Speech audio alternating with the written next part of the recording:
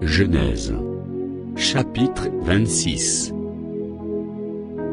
Il y eut une famine dans le pays, outre la première famine, qui eut lieu du temps d'Abraham, et Isaac alla vers Abimélec, roi des Philistins, à Guérar. L'Éternel lui apparut, et dit, « Ne descends pas en Égypte, demeure dans le pays que je te dirai. Séjourne dans ce pays-ci, je serai avec toi, et je te bénirai, car je donnerai toutes ces contrées à toi et à ta postérité, et je tiendrai le serment que j'ai fait à Abraham, ton père.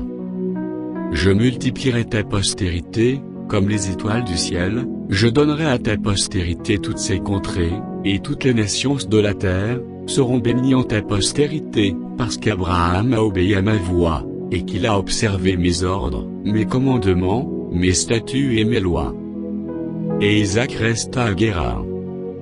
Lorsque les gens du lieu faisaient des questions sur sa femme, il disait, « C'est ma sœur », car il craignait, en disant ma femme, que les gens du lieu ne le tuassent, parce que Rebecca était belle de figure.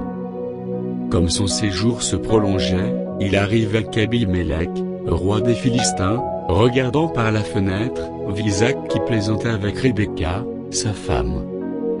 Abimélec fit appeler Isaac, et dit, « Certainement, c'est ta femme. Comment as-tu pu dire, c'est ma sœur ?»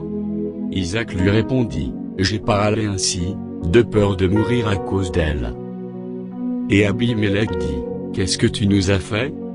Peu s'en est fallu que quelqu'un du peuple n'ait couché avec ta femme, et tu nous aurais rendus coupables. » Alors Abimélec fit cette ordonnance pour tout le peuple, « Celui qui touchera à cet homme, ou à sa femme sera mis à mort. » Isaac se met dans ce pays, et il recueillit cette année le centuple, car l'Éternel le bénit. Cet homme devint riche, et il alla s'enrichissant de plus en plus, jusqu'à ce qu'il devint fort riche. Il avait des troupeaux de menu bétail, et des troupeaux de gros bétail, et un grand nombre de serviteurs, aussi les Philistins lui portèrent envie. Tous les puits qu'avaient creusés les serviteurs de son père, du temps d'Abraham, son père, les Philistins les comblèrent, et les remplirent de poussière. Et Abimélec dit à Isaac, « Va-t'en de chez nous, car tu es beaucoup plus puissant que nous. » Isaac partit de là, et campa dans la vallée de Guérar, où il s'établit.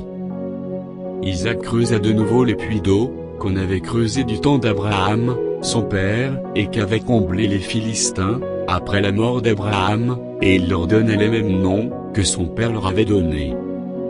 Les serviteurs d'Isaac creusèrent encore dans la vallée, et y trouvèrent un puits d'eau vive. Les bergers de Guérar querellèrent les bergers d'Isaac, en disant, « L'eau est à nous. » Et il donna au puits le nom d'Ézec, par ceux qui s'étaient disputés avec lui. Ses serviteurs creusèrent un autre puits, au sujet duquel on chercha aussi une querelle, et il l'appela Sitna.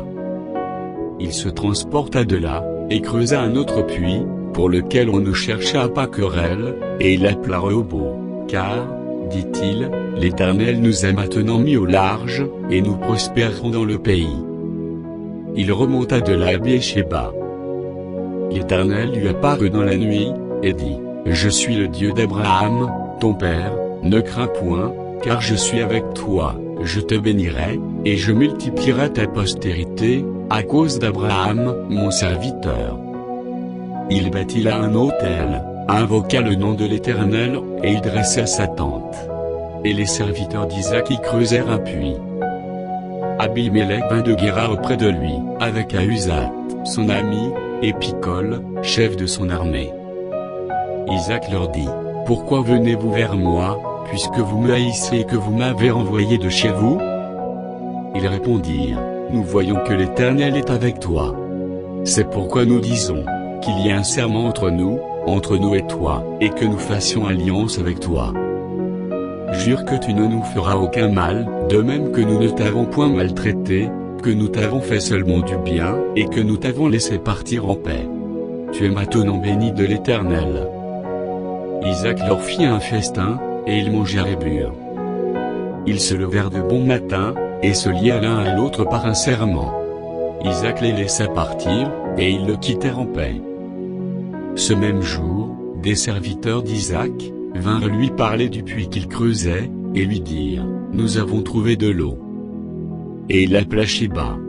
C'est pourquoi on a donné à la ville le nom du Béésheba jusqu'à ce jour. Ésaü, âgé de 40 ans, prit pour femme Judith, fille de Béri, le Héthien, et Basmath, fille d'Élon, le Héthien. Elles furent un sujet d'amertume, pour le cœur d'Isaac et de Rebecca.